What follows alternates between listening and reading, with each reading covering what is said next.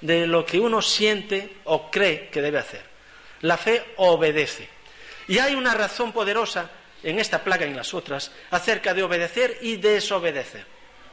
Obedeciendo llega la bendición, desobedeciendo continúa el castigo y se va ampliando el efecto de ese castigo. Por lo tanto, para estos siervos del Señor, Moisés y Aarón, las instrucciones son claras. Deberíamos aprender de esto, la Iglesia del siglo XXI.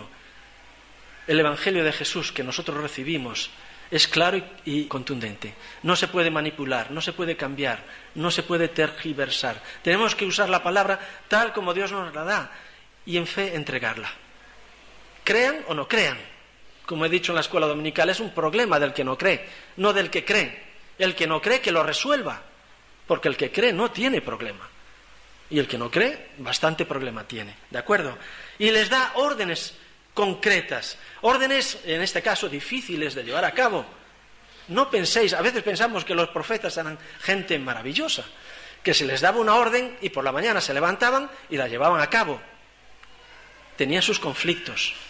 Y tenemos el caso de Elías, que entró en una depresión extraordinaria, se fue al monte y dijo, y aquí me muero, ya no vuelvo más, y aquí me quedo. Tenemos a Moisés y Aarón, amanece un día cualquiera, y va y le dice el Señor, y vais ahora por la mañana, no lo dejéis para la tarde, ahora por la mañana, os vais a la ribera del río y le plantáis cara a Faraón, porque Faraón va a bajar al río.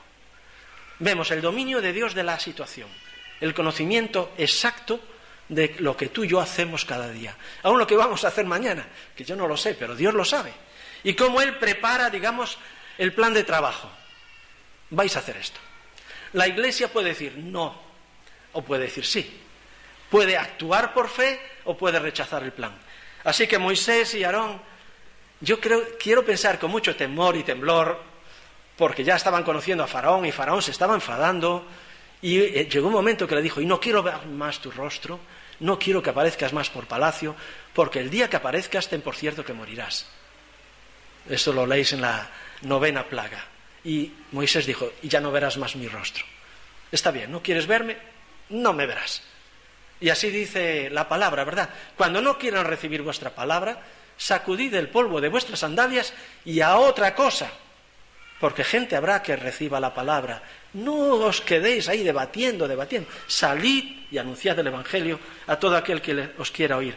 Así que, imaginaos, de mañana temprano, se lavan el rostro, cogen el cayado, ese báculo que tenían, que ya había hecho maravillas en presencia de Faraón, se echan la túnica al hombro y se bajan al río.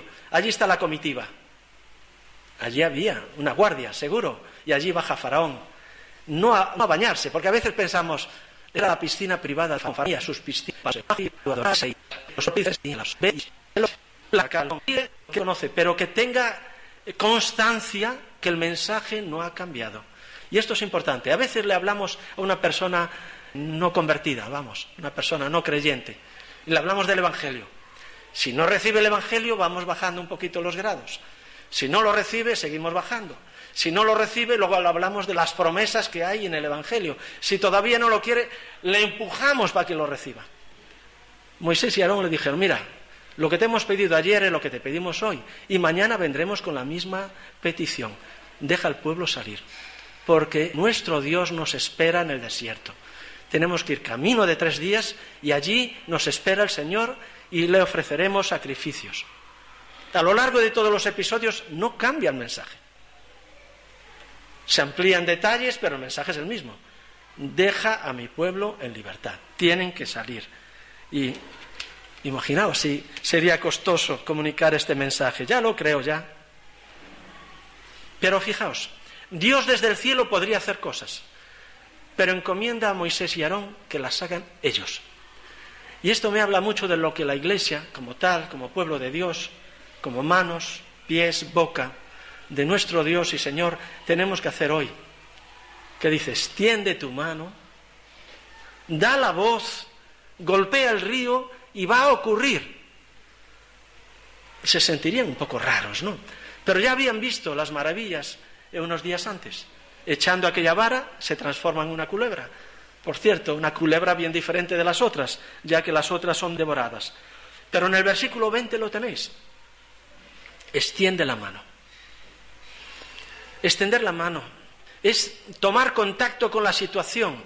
Lo hemos visto cuando leíamos el caso de Pedro y Juan entrando por la puerta hermosa, que es el último mensaje que está colgado en la página.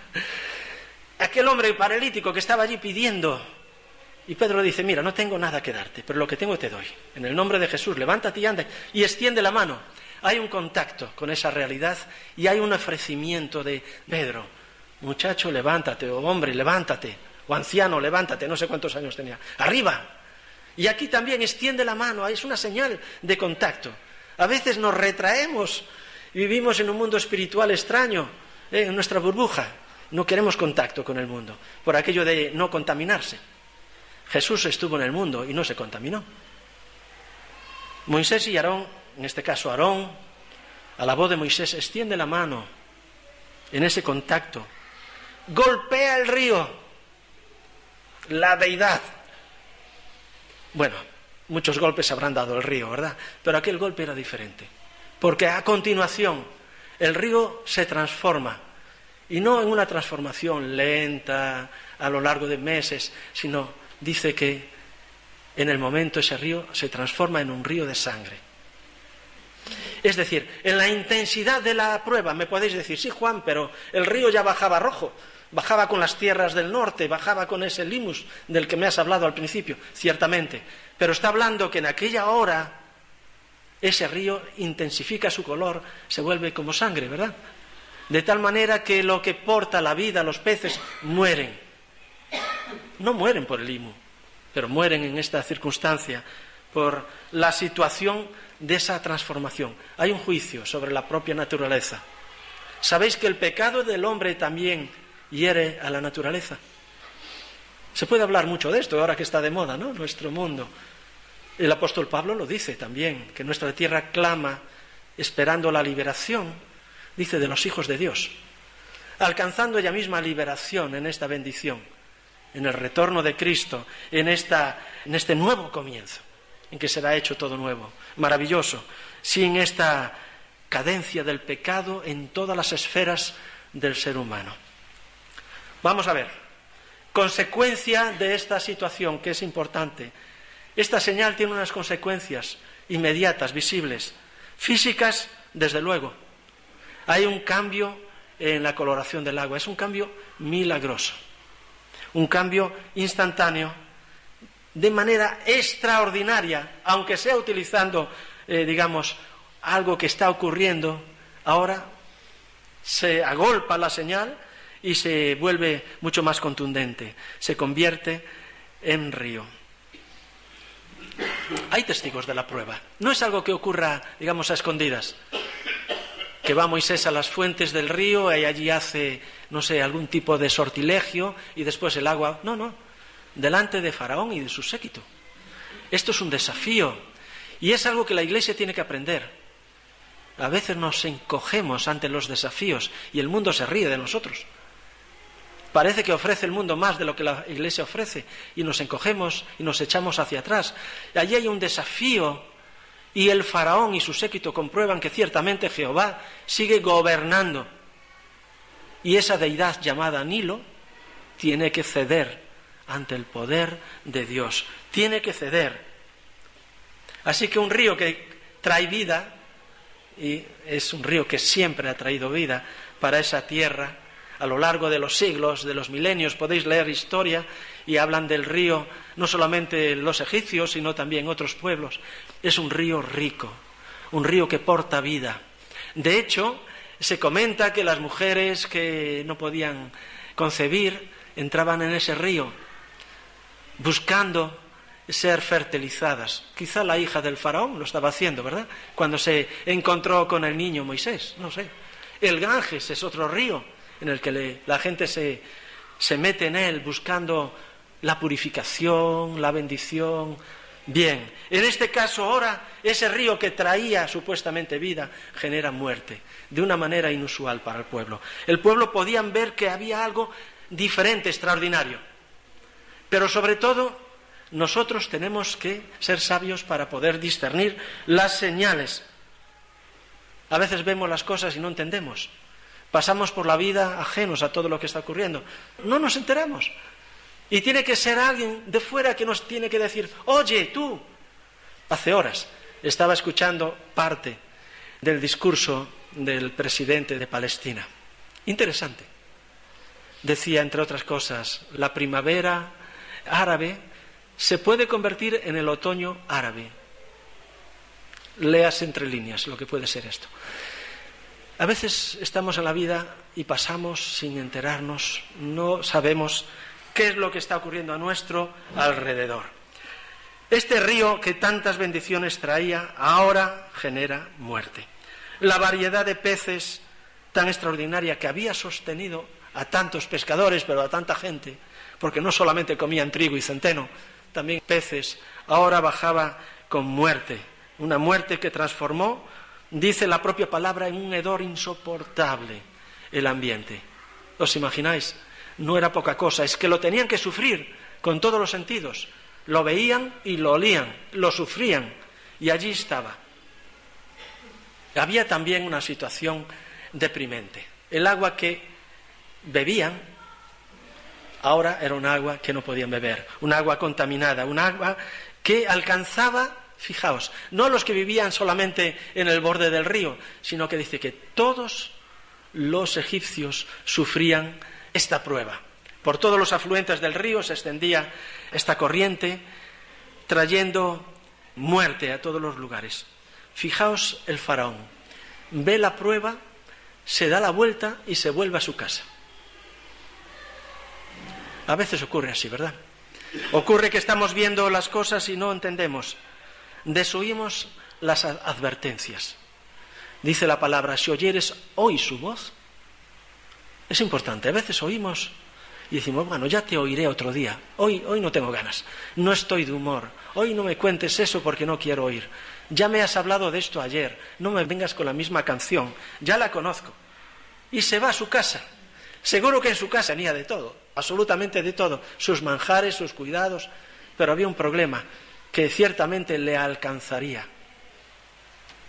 ¿Os acordáis de aquellos leprosos que tantas veces he nombrado a lo largo de este verano? Si callamos, nuestra maldad nos alcanzará al amanecer. No podemos evadir la situación, no podemos mirar para otro lado, no podemos inhibirnos, porque ciertamente la maldad nos alcanzará si callamos.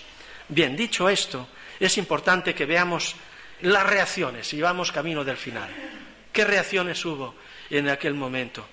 Fijaos, la falsificación de la señal. Os he dicho el otro día que no podemos jugar con esas fuerzas del mal. Esas fuerzas ocultas son poderes reales, que no podemos dejarlos de lado. Tenemos que confrontarlos.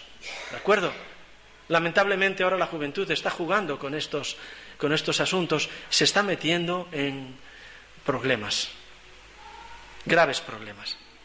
Los hechiceros, los magos, los sabios de Egipto, los conocedores de aquellas fórmulas extraordinarias, Harry Potter y otros, hacían maravillas. Fueron capaces de hacer que el agua se volviera sangre. La pregunta es, ¿y por qué no hicieron que la sangre se volviera agua? Hubiesen liberado al pueblo, le hubiesen dado una salida. No puede, el mal no puede crear situaciones de bien. Tener cuidado, porque a veces vamos por caminos equivocados buscando una bendición donde no hay bendición, hay maldición.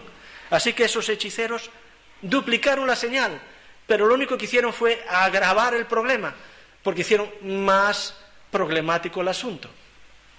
Si había problemas con un río que bajaba contaminado, ahora ellos, digamos, de su cosecha, aumentan el problema. Nunca traen solución. La solución venía de la parte de Dios. Esto es importante que lo conozcamos, es muy importante. El mundo busca alternativas. Hay un mensaje, entre otros, en la página que habla de cavar cisternas. Y hay un clamor de parte de Dios. Este pueblo cava cisternas que no retienen el agua, cisternas rotas que no pueden soportar la necesidad del pueblo. Y esta gente, como alternativa, cava pozos, digamos, en las riberas del río, para el sostenimiento de la vida. Pero mirad, por la misericordia de Dios pudieron sostenerse, porque el último versículo